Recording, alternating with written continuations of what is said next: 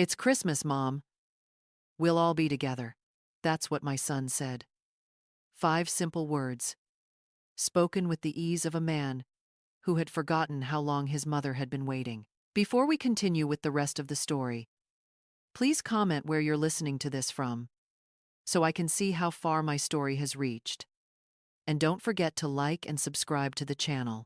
I was standing in the kitchen when the call came. Flowers still clung to my hands, the smell of gingerbread thick in the air. I had just finished icing cookies, red and green, the kind Daniel used to steal before they cooled. For a moment, I froze. The receiver pressed hard against my ear. "You mean it, Daniel?" My voice was thin, trembling. "You truly want me there?" "Of course." His tone was warm, rushed, distracted, as though he was already glancing at his calendar. "It's Christmas, Mom. Hope." The word slipped into me like cinnamon on the tongue. Sweet, dangerous. For too many years, I had spent Christmas alone, watching other families string lights across their porches, while my own house sat in silence. Shadows pressed against walls where laughter once lived. But that night I opened the cedar chest I had kept buried for a decade. Inside lay the relics of a life I thought I had lost. The angel Daniel made in 3rd grade, its halo bent, but still shining. The porcelain Santa his father brought home from a business trip, its beard chipped, but smiling still. I laid them out on the table one by one, whispering into the empty room. "He wants me back. He wants me home." The days that followed were a blur of trembling joy. I bought books for Emma, a model train for little Jacob. I wrapped each gift in silver paper tied with red ribbon, smoothing the creases with hands that hadn't stopped shaking.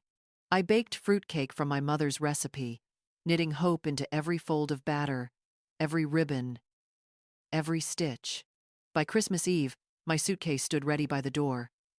The drive was long, but my heart carried me faster than the car. Snow fell in quiet sheets, frosting the rooftops, softening the lamplight. It felt like a storybook ending, as though the whole world was preparing to welcome me back. When I pulled into Daniel's driveway, I saw the glow of lights through the windows. The tree shimmered. Laughter floated faintly through the walls. For a moment, I stayed in the car, letting the sight of it steady me. This was the moment I had imagined for so many lonely nights. I gathered the gifts, straightened my coat, walked to the door. My breath curled in clouds before me. My hand trembled as I rang the bell. The door opened. Daniel stood there. Older, broader, a man now, but still my boy. For 1 second, his eyes lit up. Then they flickered, like a candle in the wind. "Mom," he said quietly. His voice carried strain. Behind him I heard the clink of glasses, the faint hum of carols, and then her voice. "Caroline. She doesn't." He swallowed. "She doesn't want strangers at dinner." Strangers. The word landed like a blade. I stood frozen, clutching my gifts, snow melting into the wool of my coat. My son's eyes avoided mine. His shoulders sagged with shame. But the verdict was clear. Stranger. That was what I had become. Stranger. The word rang in my ears long after the door closed. I stood there, clutching my gifts, and my mind slipped backward, back to the days when I had been anything but a stranger to him. When Daniel was little, Christmas was our sanctuary. No matter how hard the year had been, no matter how little money there was, December always held its magic. I can still see it clearly now, as though the years have folded back upon themselves. A small boy with messy brown hair tumbling down the staircase at dawn, his pajamas too long in the sleeves, his eyes wide with the kind of wonder that only children carry. We never had much, not after his father passed. The house was small, the furnace temperamental, and sometimes the cupboards were more bare than I would admit. But I made Christmas a kingdom for him. I stayed up late into the night stringing popcorn on thread, balancing ornaments on branches that threatened to snap, baking cookies from scraps of flour and sugar. The whole house smelled of cinnamon and hope. Daniel used to sit cross-legged by the window, pressing his nose against the glass, watching for the first flakes of snow. "Do you think Santa will find us here, Mom?" he'd ask, his voice laced with both excitement and doubt.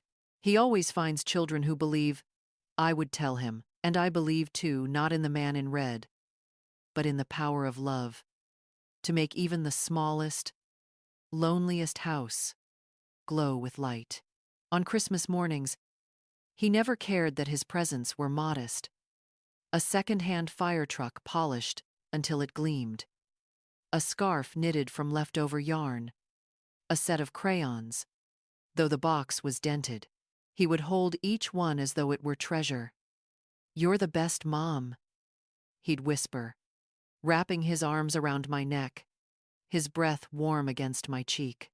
And every year, after the presents were opened and the breakfast eaten, we would walk outside together.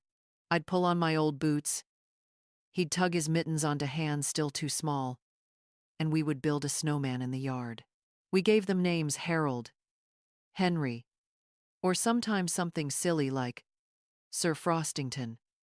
Daniel's laughter would echo across the street, a sound so pure that neighbors passing by would stop just to smile. I never felt poor on those mornings. I never felt alone. I had my son, and he had me. We were enough. As the years passed, the traditions grew. When he entered high school, he was taller than me, his voice deepening, his eyes shifting toward dreams I couldn't always follow. But even then, he never missed stringing the lights. Even then, he would nudge me on Christmas Eve and say, "Don't forget the hot cocoa, Mom." There's one memory that never leaves me. He must have been about 17. Snow was falling heavy that night, blanketing the streets in silence. He had just come home from a holiday party with friends, cheeks flushed from the cold. He found me in the living room, sitting by the tree, the lights twinkling against the window pane. Without a word, he sat beside me. For a long while, we just looked at the tree, neither speaking. Then he said, almost in a whisper, "When I have kids, I want them to feel Christmas the way you made me feel." I thought of those words on the porch, years later, when he couldn't meet my gaze. Stranger. My son had once promised me that my grandchildren would feel the magic I had given him, and yet here I stood, barred from the very table where that magic was supposed to live. The sting of the present grew sharper against the sweetness of the past. The sound of Emma's laughter inside the house reminded me of Daniel's when he was her age. And I ached, knowing that the stories, the songs, the warmth I had once given him were being withheld from her, cut off, like lights unplugged from the socket. I remembered the time I sewed his costume for the Christmas play, staying up until my fingers bled, only to watch him beam with pride on stage. I remembered how he cried when his favorite ornament shattered, and how I glued it back together with steady hands, telling him that even broken things could still be beautiful. I remembered how he once fell asleep under the tree, the soft glow of the lights covering him like a blanket, and how I carried him to bed, whispering, "Merry Christmas, my boy." How could that same boy, my boy, now look at me and say I was a stranger? The porch light flickered overhead. The laughter inside grew louder, sharper, like the clink of crystal in a world where I no longer belonged. I stood there, frozen between past and present, carrying memories that no one else seemed to want. Christmas had once been the thread that bound us together. Now, it was the knife that cut me out. The first time I met Caroline was on a bright spring afternoon. Daniel had called me a week earlier, his voice tinged with the excitement of someone who had discovered a whole new world. "Mom," he said, "there's someone I want you to meet." I could hear it in the way he said her name, Caroline, It rolled off his tongue like a secret he couldn't wait to share. For days, I told myself to be happy for him. Isn't that what every mother dreams of? To see her son loved, cherished, and building a life of his own? When the day came, I baked a pie. It was apple, Daniel's favorite since he was a boy.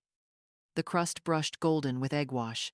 I remember standing in my tiny kitchen, dusting flour from my hands, my heart racing like a young girl preparing for her first date. I wanted her to like me. More than that, I wanted her to see me not as an obstacle, but as family. She arrived in a flurry of perfume and polished smiles. Tall, elegant, with hair perfectly styled and nails painted a shade too sharp to be comforting. Her handshake was firm, her eyes quick and assessing, as if she were cataloging the details of my modest home in a single glance. "This is lovely," she said, though her gaze lingered on the worn carpet, the outdated curtains. The words were polite, but the tone, it was a softness that cut. Daniel, oblivious, wrapped his arm around her shoulders. He beamed the way he once did when showing me his good grades, his whole being leaning toward her approval. "Mom makes the best pie in the world," he said. Caroline laughed lightly, a tinkling sound rehearsed for company. "I'll be the judge of that," she teased, though when she tasted it, she only took a small, delicate bite, her smile never quite reaching her eyes. From that day on, I noticed the small things first. The way she interrupted when Daniel asked me questions about my health. The way she corrected me when I told childhood stories about him. Stories she hadn't lived, but somehow wanted to edit. The way she steered conversations back toward herself, her career, her family, her endless circle of acquaintances. At birthdays, she suggested restaurants instead of dinners at my house. At Thanksgiving, she insisted on hosting, though she rarely allowed me more than a token dish to bring along. "We don't need too many casseroles," she'd say with a laugh, her hand on Daniel's arm as though the two of them were humoring me. And slowly, I felt it, that shift. The gentle but steady removal of my place at the table. The first Christmas with Caroline was the hardest. I brought over the box of old ornaments, the ones Daniel had made as a boy, intending to pass them down to Emma. But when I suggested hanging them, Caroline's smile tightened. "Oh, we've chosen a color scheme this year," she explained, gesturing toward the tree dripping in silver and gold. "Red and green just don't quite fit." Daniel hesitated, his hand hovering near the box, but then he followed her lead. The ornaments stayed inside, unopened, while I watched Emma's little hands place sterile glass baubles on branches that held no history. "Next year," I told myself. "Next year, she'll understand." But next year became another, and then another. Each time I brought something of tradition, it was quietly set aside. My recipes replaced by hers, my stories brushed off, my gifts described as not quite right. Always with a smile, always with a tone so sweet, no one else seemed to notice the steel beneath it. It wasn't hatred, not in the way one might imagine. Caroline didn't raise her voice, didn't lash out. Instead, it was exclusion by 1,000 cuts, polite refusals, small corrections, invitations that came too late to accept, or not at all. Daniel changed too. He laughed less freely with me, answered calls with one ear elsewhere. His words clipped and cautious. "We're busy, Mom," he'd say. Or, "Maybe another time." And always, just faintly in the background, I thought I heard her voice, reminding him of something, pulling him away. I began to realize that Caroline didn't see me as a mother-in-law, not truly. She saw me as a threat, a shadow from Daniel's past, a reminder of a bond she couldn't control. And so, she did what all clever adversaries do. She isolated, she rewrote, she erased. The worst part? I let her. Because every time Daniel looked at her with those adoring eyes, every time he reached for her hand, I told myself, if she makes him happy, then I will endure. But happiness built on exile isn't happiness at all. It's a facade. And one day, that facade would crack. It was the winter after Daniel and Caroline's wedding, the first Christmas we were all supposed to share as a family. I had told myself it would be special, different, but still special. I wrapped gifts weeks in advance, each chosen with care. A soft sweater in Daniel's favorite shade of navy, a silver bracelet for Caroline, and a tiny rocking horse ornament for Emma, who was barely a toddler then. I also baked, as I always had, a casserole dish of scalloped potatoes, the recipe handed down from my grandmother, and a pecan pie, sticky and rich, the crust fluted by my hands that had done this so many times before. Cooking was my love language, my way of saying, you belong, you are cared for, you are remembered. When I arrived at their house, the first thing I noticed was how perfect everything looked. Caroline had transformed the living room into a showroom. White lights glimmered against a tree so symmetrical it could have graced a magazine cover. Stockings hung evenly spaced along the mantel, candles flickering in perfect alignment. It was beautiful, yes, but it was beauty without warmth. A stage set, not a home. Come in, Mom, Daniel said, kissing my cheek hurriedly. Caroline appeared behind him, dressed in a shimmering red dress, her lipstick a shade too bold for morning. She took the casserole from my hands with a polite smile. Oh, you really didn't have to, she said, placing it on the counter among dishes already crowding the space. Her tone was gracious, but her eyes flicked over the casserole dish as though it were a relic from another era, something that didn't quite fit with her vision of the day. I brushed it off. It's tradition, I said lightly. No Christmas is complete without Grandma's recipe. She laughed, a sound more brittle than merry. Well, we'll see if there's room on the table. I remember the way my stomach sank, but I told myself I was being sensitive. After all, it was her first year hosting, and every woman wants things just so. The table was set for 12, gleaming with polished silver and crystal glasses. But when we gathered, I realized there wasn't a seat for me at the main table. A smaller table had been set up in the corner of the dining room, draped with a plain white cloth, a single candle flickering lonely at its center. Oh, we thought this might be more comfortable for you, Caroline said, guiding me toward it with a smile. Closer to the kitchen, less noise, less noise, less joy, less family. Daniel hesitated for a moment, his eyes darting between me and his wife. He opened his mouth, as if to object, but then Caroline's hand slipped into his, and just like that, he said nothing. I sat at that little table, my back to the laughter, the clinking of glasses, the stories being shared just beyond reach. From time to time, Daniel would glance my way, offer a tight smile, then turn back to the feast where he belonged. When the food was brought out, I noticed my casserole dish was missing. I craned my neck, scanning the counters, the stove. It sat there, untouched, pushed aside in the corner of the kitchen. The pecan pie, too, still covered with foil, waiting for a place it would never have. I whispered to myself, it's fine. Maybe there's too much food already. Maybe next year. But my hands trembled as I cut into the turkey. Alone at my corner table, listening to Emma giggle as her father made reindeer antlers with his fingers.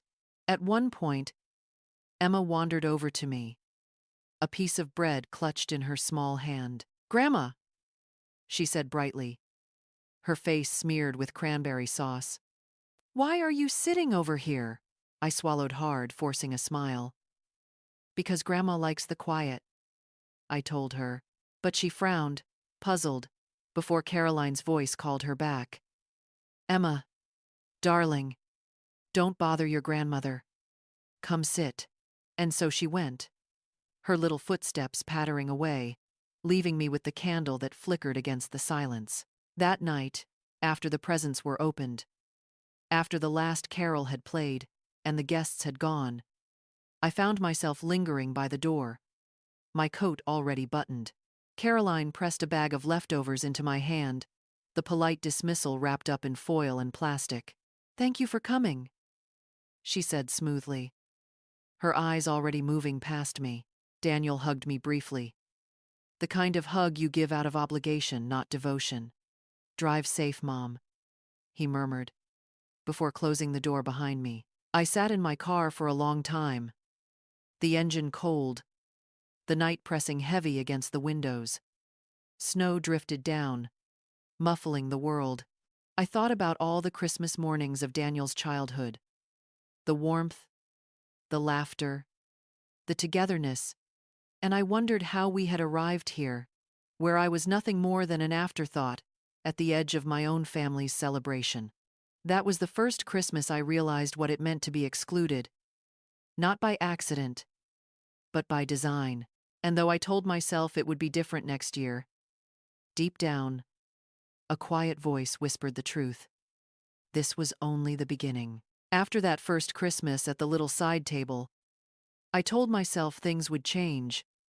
Families stumble, adjust, and find balance again. I believed, perhaps foolishly, that next year would be different. But next year came, and with it, another small wound. It began with the phone calls.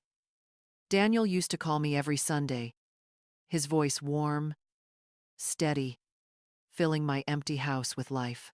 We would talk about his week, his job, Emma's first words, the little triumphs and struggles that make up a life. But slowly, those calls stretched further apart.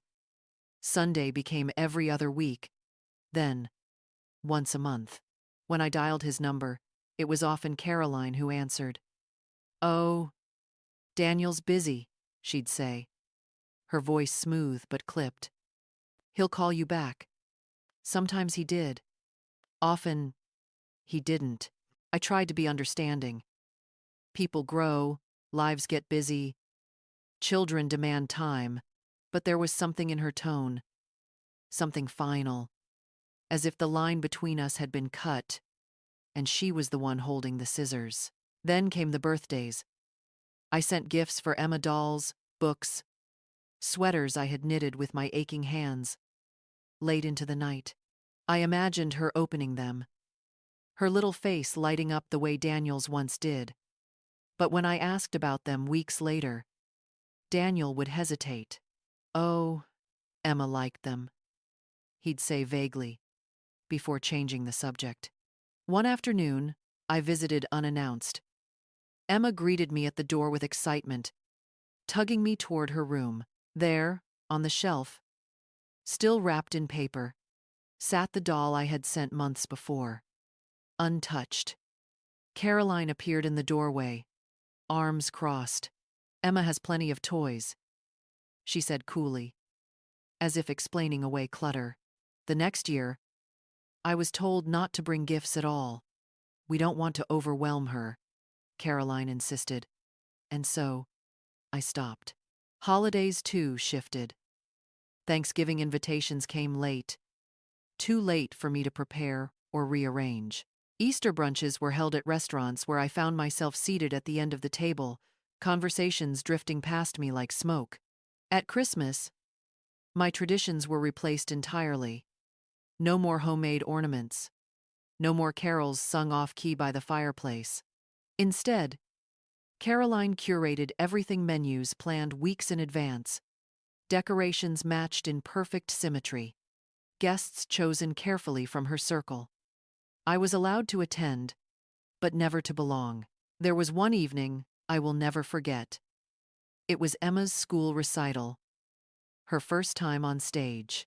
I had circled the date on my calendar, laid out my clothes the night before, and arrived early to claim a seat near the front.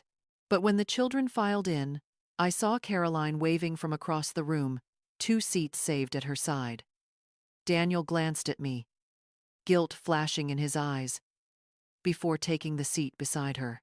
I sat alone, near the back, straining to see Emma as she sang. She scanned the crowd once, her eyes searching, and when they landed on me, her face lit up for just a moment. But then she turned back toward her parents, who clapped loudly, proudly, as though they alone were her audience. That night, I cried, not because Emma didn't love me, but because I realized how invisible I had become in her world, how carefully Caroline had drawn the boundaries so that I was no more than a distant figure on the edges of their lives. Even the way Daniel spoke to me changed.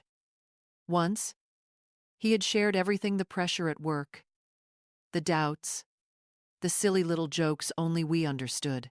Now, his words were measured, cautious, as though he were reporting rather than confiding. "We're fine, Mom," he'd say. "Everything's fine."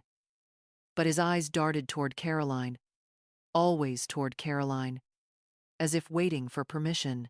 I began to dread visiting, not because I didn't love my son, not because I didn't long for Emma's hugs, but because each visit left me hollow, a reminder of how far I had fallen from the center of their lives. There were moments when Caroline's mask slipped, when her words carried the weight of finality. Once, as I stood to leave after a holiday dinner, she leaned in close. "You've had your time with him," she whispered, her smile still painted on. "This is my family now." I froze, my breath catching in my throat. She pulled away before I could reply, already turning toward Daniel, her hand slipping into his. He didn't notice, or perhaps he pretended not to. And so, year by year, gathering by gathering, I faded. Not all at once, but piece by piece.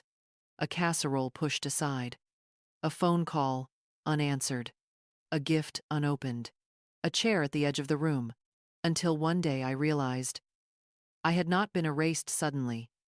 I had been erased slowly, carefully, by a hand that knew exactly what it was doing. The invitation had come late that year, so late that I almost thought it wasn't coming at all. It arrived in the form of a quick phone call from Daniel, his voice hurried, distracted. "See you at Christmas, Mom," he said. Just that. No details, no warmth. But I clung to the words as though they were a lifeline. I spent days preparing. I bought Emma a necklace, delicate silver with a small heart, engraved with her initials. For Daniel, I found an antique compass at a flea market, polished and restored, a reminder of the little boy who once dreamed of being an explorer. For Caroline, I chose a cashmere scarf, soft as a whisper, hoping, perhaps foolishly, that kindness could still bridge the distance. On Christmas morning, I drove through the falling snow, my car packed with gifts and the familiar sense of my kitchen-spiced cider, gingerbread, and another pecan pie. My heart raced with something close to hope. When I arrived, I could hear laughter through the front door, the warmth of family, my family. I rang the bell, clutching the pie carefully in my hands. Daniel opened the door, his smile tight, his eyes shadowed. For a moment, I thought he might pull me inside, wrap me in a hug, the way he once did. But instead, he stepped halfway out, closing the door behind him, so the laughter inside became muffled. "Mom," he said, his voice low. "Listen, there's something I need to tell you." My stomach dropped. "What is it?" He hesitated, shifting from foot to foot, his hands shoved deep into his pockets.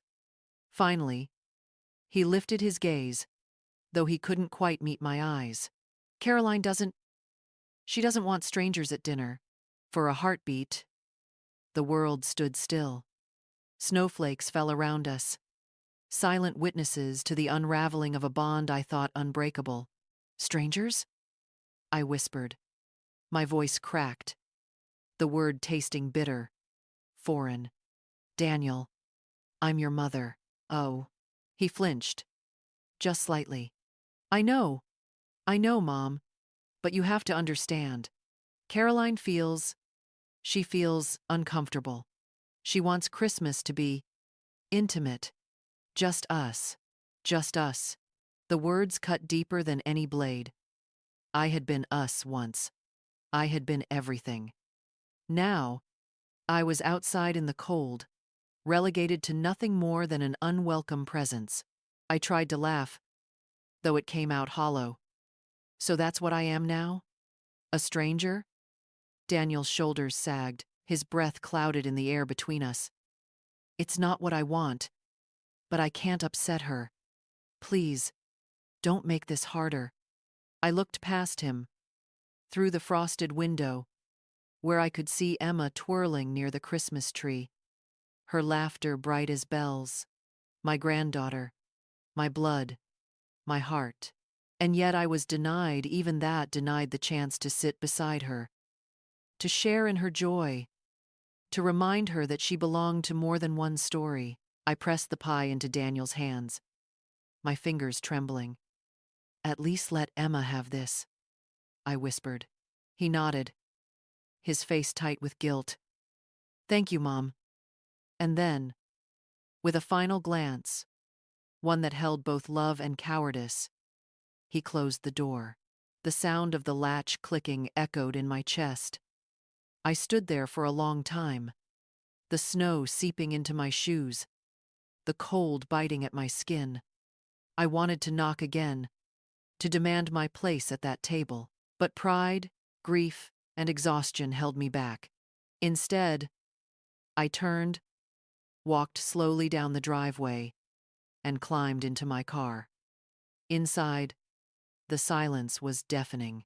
I rested my head against the steering wheel and let the tears fall, hot against the winter chill. That night, I ate alone.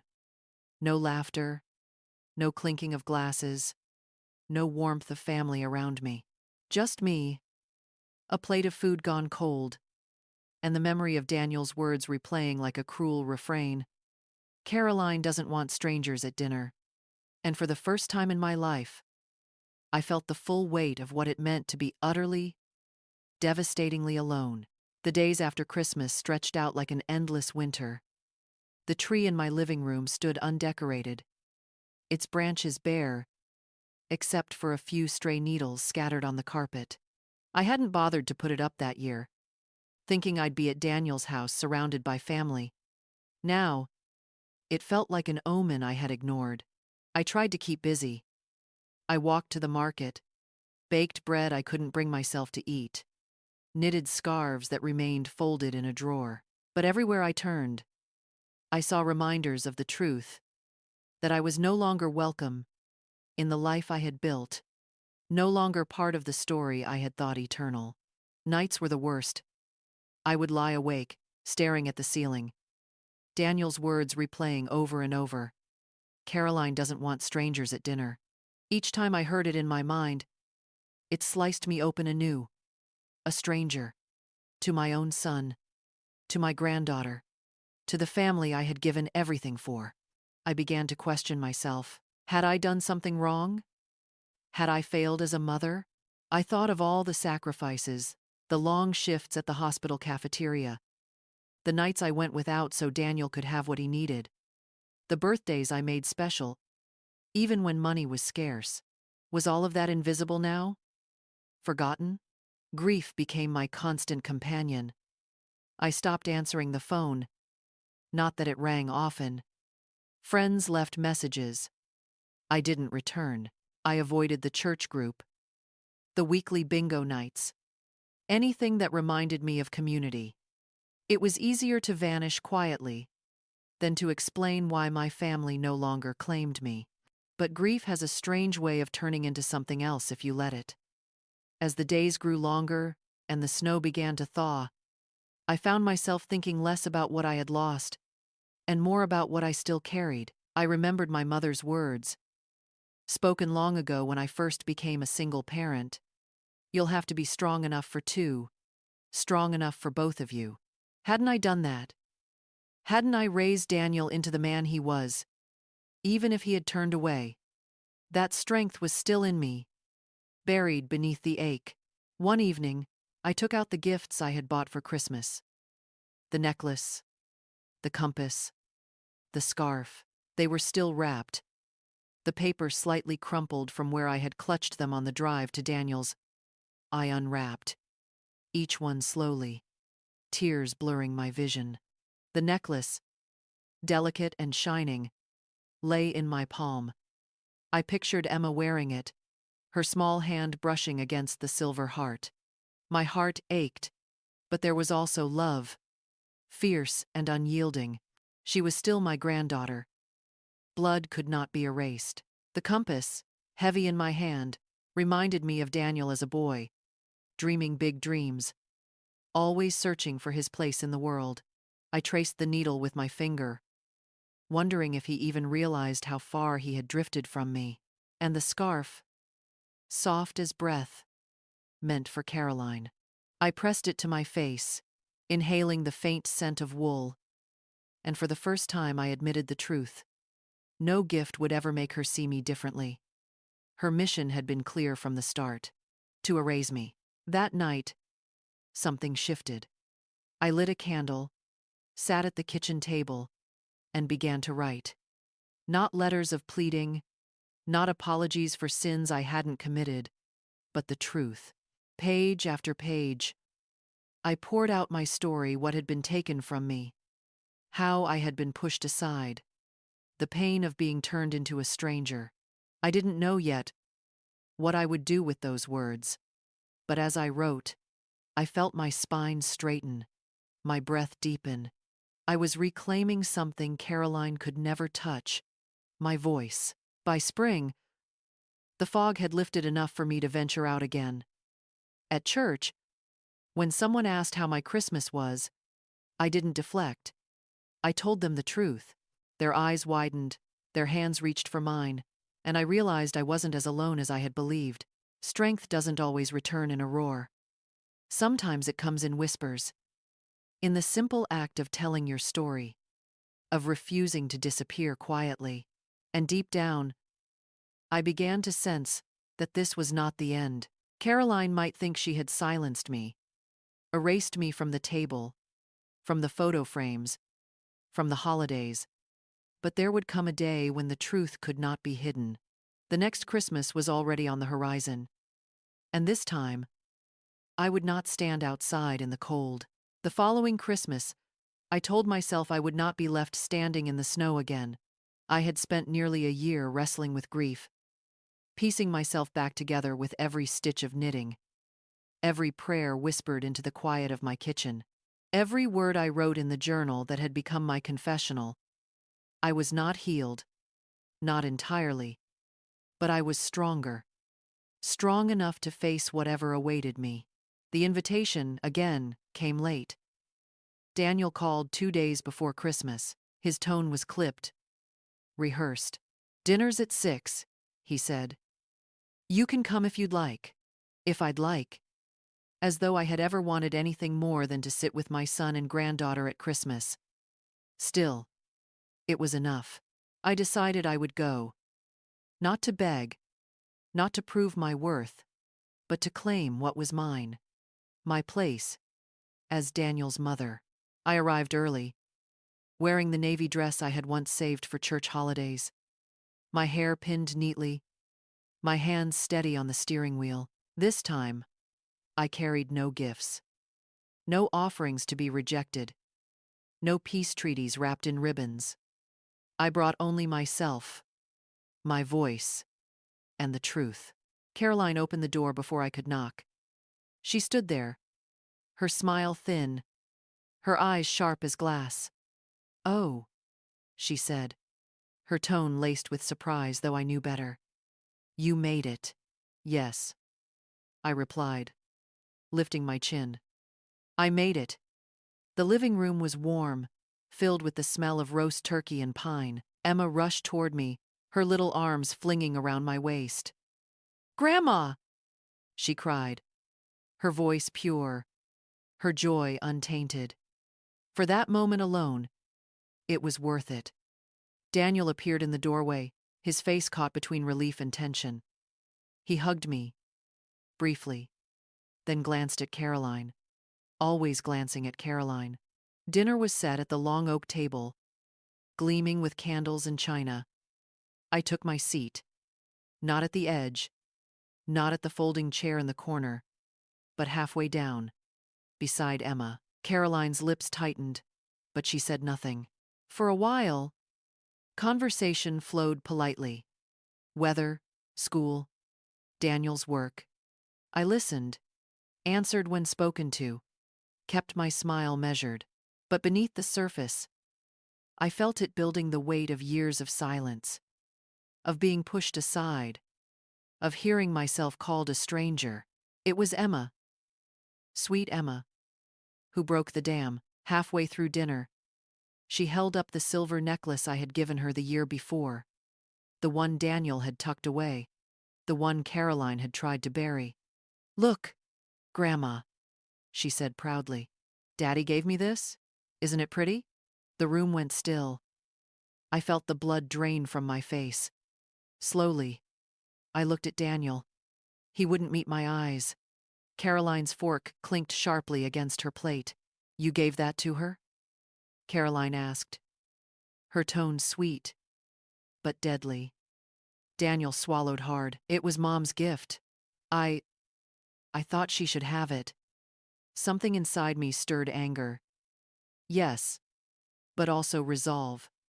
My voice, when it came, was steady. "I gave that necklace to Emma last Christmas. It was meant for her then. But it never reached her, did it?" Caroline's eyes flashed. "We didn't think it was appropriate." "Appropriate?" My voice rose, firm, cutting through the polite silence of the room. "What's inappropriate about a grandmother giving her granddaughter a gift? What's inappropriate about a mother wanting to sit at her son's table?" Daniel shifted uncomfortably, his hand tightening around his glass. "Mom, please." "No, Daniel." My words came fast now, years of silence pouring out. For years I've been pushed aside, my calls ignored, my gifts hidden, my place at this table taken from me. And I've stayed quiet, hoping things would change, hoping love would be enough, but I will not be erased. Not anymore. Emma's wide eyes darted between us, confusion clouding her face. I softened my tone as I looked at her. "Sweetheart, you should know this. Family doesn't vanish because someone decides it should. You are my granddaughter, and I will always love you. That's something no one can take away."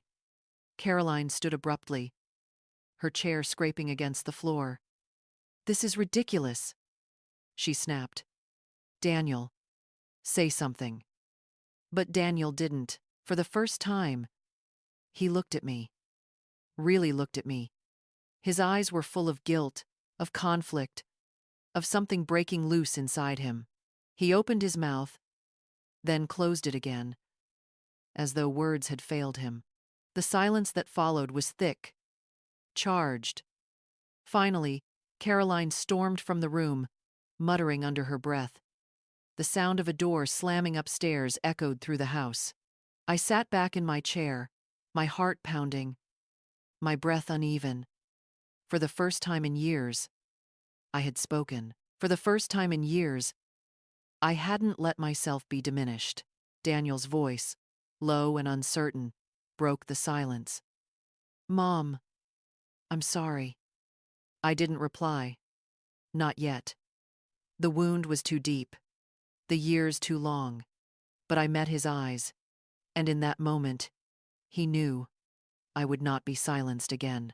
After dinner, the house grew quiet. Emma had gone upstairs, clutching her necklace as though it were a treasure. Caroline remained behind a locked bedroom door, her footsteps pacing angrily above us. The air in the dining room was thick with the remnants of what had just happened, unspoken words, shattered pretenses, a silence sharp enough to cut. Daniel lingered near the sink, stacking plates, though his hands trembled slightly. I sat at the table, my fingers tracing the rim of my glass, waiting. I could feel the storm inside him, the battle between loyalty and truth. Finally, he set the plates down, exhaled, and turned toward me. "Mom," he began, his voice low, almost hoarse. "I don't even know where to start." "Start with the truth," I said softly. "That's all I've ever wanted." He sat across from me, elbows on the table, his face buried in his hands for a moment before he looked up. His eyes were tired, haunted. "She never wanted you here," he admitted. "Not at Christmas, not at birthdays, not at any of it. From the very beginning," Caroline thought. "She thought you were too involved, too present. She said she needed space, that she needed to build her own family without interference." I swallowed hard, my chest aching. Interference? Is that what she called it when I baked Emma's first birthday cake? Or when I helped you move into your first house? Was that interference? He winced. I know how it sounds. But he broke off, raking a hand through his hair. "I thought if I went along with it, things would be easier. She said it was temporary, that one day we'd find balance. But the truth is, it only got worse. Every year, every holiday, every gift, she pushed harder. And I let her. I let her push you out." The words pierced me, but they also lit something inside me, a vindication, a clarity I hadn't allowed myself before. I had known, deep down, that Caroline's hand was in all of it. But to hear Daniel finally say it out loud was both painful and strangely freeing. "Why, Daniel?" My voice cracked. "Why didn't you fight for me?" He looked down at his hands, at the faint tremor in his fingers. "Because I was afraid," he whispered. "Afraid of conflict. Afraid of losing her. I told myself I was protecting the kids, keeping the peace. But really, I was just being a coward." Silence fell between us, the kind of silence that held years of missed birthdays, unanswered calls, unopened gifts. I studied his face, the boy I had raised, the man he had become. My heart ached with love, anger, and disappointment all tangled together. "Do you know what it felt like?" I asked finally.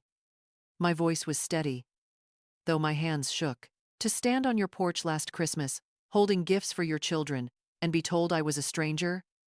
To have the door closed in my face by my own son? Do you know what that did to me?" His eyes filled with tears. He nodded slowly.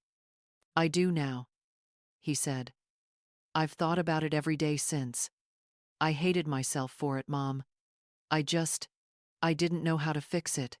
I leaned back, the weight of his words heavy, but not unbearable.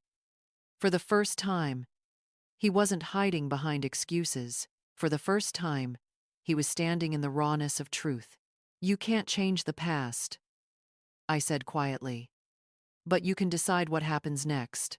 Daniel's gaze met mine, unflinching now. "I want you in their lives," he said firmly. "In Emma's, in Jacob's, in mine. I don't care how Caroline feels about it anymore. I can't keep pretending this is okay. It isn't." For a long moment, I said nothing. I let the words settle, seep into the cracks of old wounds. Then, slowly, I reached across the table, my hand covering his. His grip was warm, trembling, but it was there, solid, real, a tether, pulling us back together. "I don't need perfection," I told him. "I don't need apologies wrapped in ribbons. I just need the truth. And I need my family. That's all I've ever wanted." His eyes brimmed with relief, with regret, with something that looked like hope.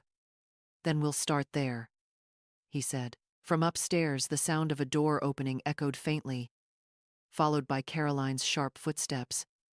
But for the first time in years, I didn't flinch. I had my son's hand in mine. I had the truth spoken aloud. And no matter what storm Caroline tried to bring down next, I knew I would not face it alone again. Caroline's heels struck the staircase like a gavel with every step. When she entered the dining room, her expression was carved in stone, her lips pressed into a thin line. Her eyes gleamed with cold fury, and the silence around her seemed to bend under the weight of her presence. "I suppose you're both quite pleased with yourselves," she said, her voice smooth but laced with venom. "Sitting here like conspirators in my own house, whispering your little truths, undermining me in front of my daughter." Daniel stiffened but didn't pull his hand away from mine. For once, he didn't look to her for permission before he spoke. "Caroline, stop. This has gone too far." "Too far?" Her laugh was sharp, brittle. "What's too far is this? This intrusion. She has always meddled, Daniel. Always. Every decision, every choice we made as a couple," she questioned. "And you let her. Do you not see how suffocating that is?" I inhaled slowly, steadying myself. For years, I had let her voice dominate the room, let her accusations go unanswered. Not tonight. "I raised Daniel on my own," I said firmly. "I worked myself to the bone so he could have a future. If being present in his life, if caring, if loving my family is meddling, then I am guilty. But I will not apologize for being a mother." Caroline's eyes narrowed. "You think love excuses everything? You think you can just barge into our home, undermine me in front of my own husband, and be applauded for it?" "Your own husband," I repeated softly, then looked at Daniel. "Is that what you feel like to her? Property? A shield?" Daniel's jaw clenched. He looked at Caroline, really looked at her, and something in his face shifted. For the first time, I saw not fear, not guilt, but defiance. "I'm not your possession, Caroline," he said evenly. "And she's not a stranger. She's my mother. She will always be my mother." The words hung in the air like thunder after lightning. Caroline's face paled, then flushed crimson. Her composure cracked. "You're choosing her over me?" she spat. "I'm choosing the truth," Daniel replied. Her breath came sharp, fast. She turned to me, her voice low but seething. "You've poisoned him, just like I always feared. You've twisted him against me." I leaned forward, my voice calm, unshaken. "No, Caroline, you did that yourself.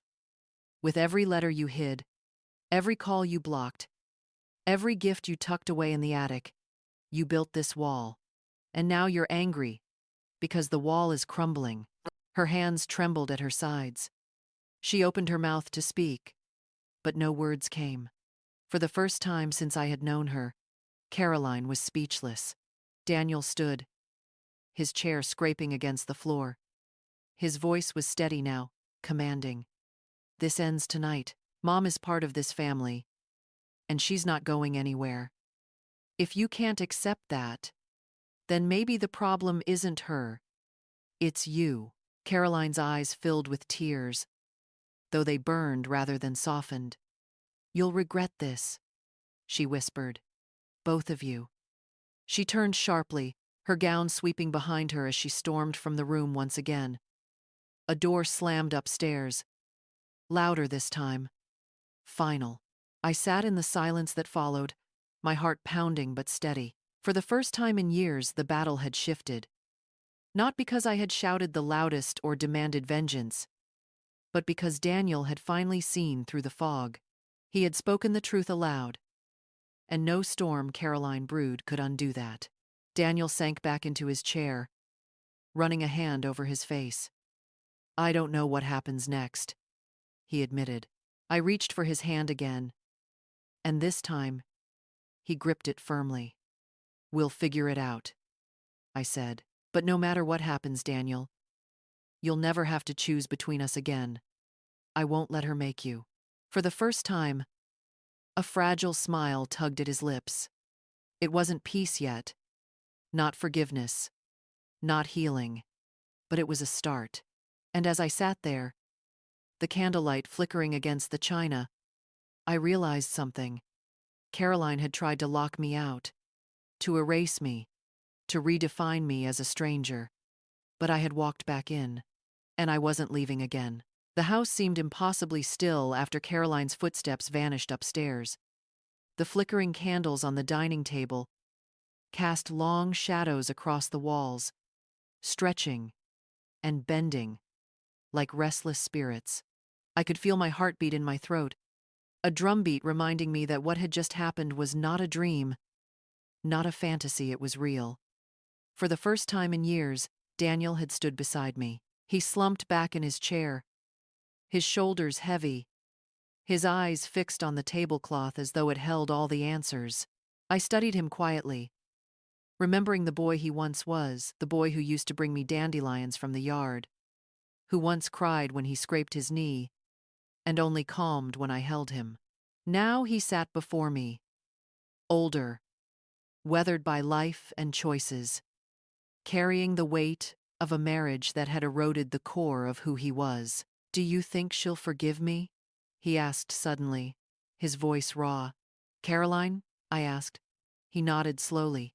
I shook my head. Forgiveness is not the word I'd use. She doesn't want forgiveness, Daniel. She wants control. And when she feels it slipping, she lashes out. He sighed, pressing his palms against his eyes. I know. I've known for years. But tonight, when I saw Emma look at you, when I saw how afraid Caroline was of losing that, something snapped. I can't keep living like this. I'll do. The room fell quiet again. Upstairs, a faint creak echoed Caroline's footsteps pacing, her presence lingering like a storm cloud above us. I knew she wasn't finished. A woman like Caroline didn't retreat. She regrouped. I leaned forward, lowering my voice. Daniel, listen to me. This isn't just about tonight. It's about years of silence, years of letting someone else decide the shape of your family. If you want this to change, you'll have to stand firm, not once, not just in moments like this, but every day. His gaze lifted, meeting mine. For a heartbeat, I saw the boy again, the boy who believed in me, who trusted me, who loved without hesitation. Then I saw the man he had become, weary, but resolute. I don't want Emma growing up thinking this is normal, he said. Thinking family is something to be hidden or divided. I won't let her believe her grandmother is a stranger. Tears pricked my eyes, but I held them back. Then start by showing her the truth. Don't just tell her I'm part of her life, make it undeniable. Let her see us together. Let her feel it. He nodded, his jaw tightening with determination. The sound of a door opening upstairs interrupted us. Caroline descended slowly this time, her footsteps measured, deliberate. When she appeared in the doorway, her expression had changed. No longer fiery with rage, her face was composed, her smile polished once more. It was the look of a woman who had calculated her next move. "I've spoken with my parents," she announced coolly, her voice carrying authority. "They agree this situation is becoming untenable. Daniel, perhaps it's best if you and I take some space. For the sake of the children." Daniel's brow furrowed. "Space? What are you saying?"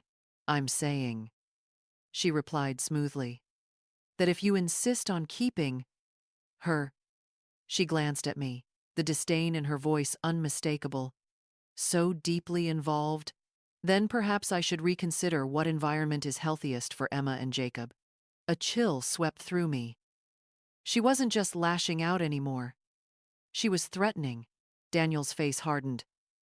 "Don't," he said firmly. "Don't use the children as weapons." "Oh," Caroline's smile widened slightly, though it never reached her eyes. I'm only thinking of their well-being. If this continues, if the fighting escalates, do you really believe that's the best place for them? Chaos? Division? Her words slithered through the air like smoke, poisonous and subtle. I could see Daniel wavering, the old fear creeping back in. She was an expert at this, framing her control as concern, her threats as reason. I straightened in my chair, my voice calm but unyielding. Caroline, children see through everything. They see love, they see fear, they see truth. You can't hide that from them, no matter how polished your words are. Emma already knows. She knows who I am to her, and she will never unlearn that. For a moment, our eyes locked. Two women staring across a battlefield. Neither of us had chosen, but both refused to abandon. Then Caroline turned sharply, her composure cracking just slightly, and walked out of the room again this time, without slamming the door. Daniel exhaled heavily, dragging a hand through his hair. She's not done, he muttered. No, I agreed. She's not. We sat there in silence, the future uncertain, the night unfinished.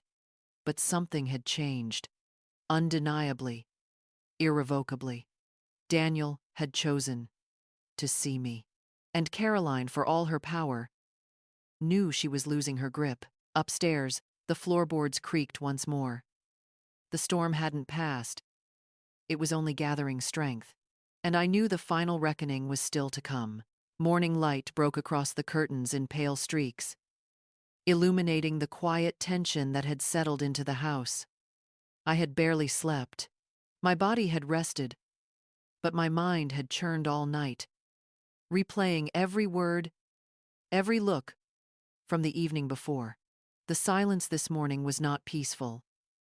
It was sharp, almost brittle, as though the walls themselves were bracing for what was to come. From downstairs, muffled voices carried upward.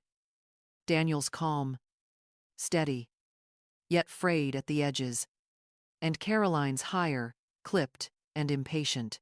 I slipped from my room, wrapped my cardigan tight around me, and descended the stairs slowly, each step measured. When I entered the living room, the scene before me told its own story.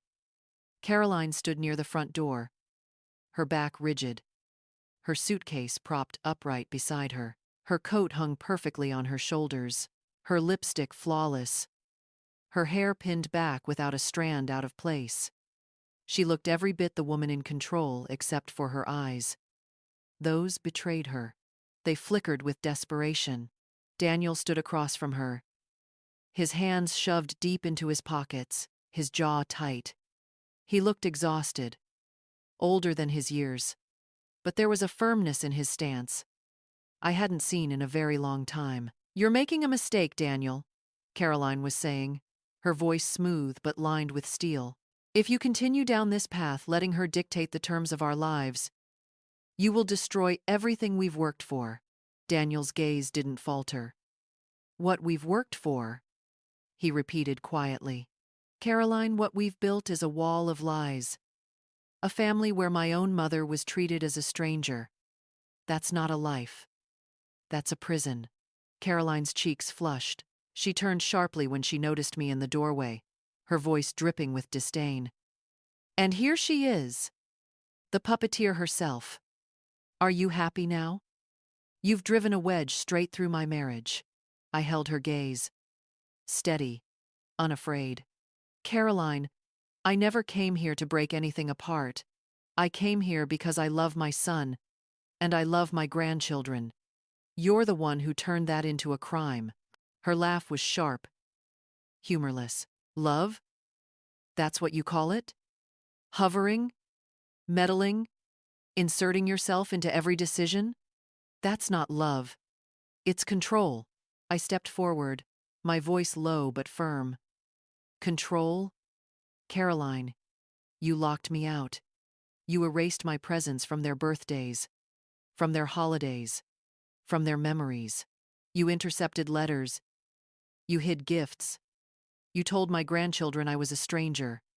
That isn't protecting your family. That's erasing it. For a brief moment, her mask slipped. A twitch at the corner of her mouth. A flicker of something raw in her eyes. But she recovered quickly, lifting her chin higher. Emma and Jacob need stability. And if that means leaving, then so be it. I'll take them somewhere they won't be poisoned by your influence. The words cut through the air like a blade. My stomach lurched, but before I could respond, Daniel stepped forward. His voice was steady, but there was fire in it. No, he said firmly. You won't take them anywhere. Not this time. Emma and Jacob need their parents, but they also need their grandmother. I won't let you use them as pawns to maintain control. That ends here. Caroline blinked, stunned. You'd choose her over me? Daniel shook his head slowly. I'm not choosing sides. I'm choosing truth. I'm choosing what's right for our children. And I won't let fear or manipulation decide that anymore. Her composure wavered now. Her lips trembled as she looked from him to me, then back again. You'll regret this, she whispered, though the venom was gone. In its place lingered the hollow sound of defeat. The suitcase handle clicked loudly. As she grasped it, her fingers trembling, she walked to the door with the grace of someone determined not to let the world see her stumble. She opened it, letting in a rush of cold morning air, and stepped outside without another word. Just as the door began to close, a soft voice interrupted the silence. Daddy? Grandma? Emma stood at the top of the staircase, clutching her necklace again, her small face peeking through the banister. Her eyes were wide, curious, a little scared. Daniel looked up immediately, his voice gentling. It's okay, sweetheart. Everything's going to be okay.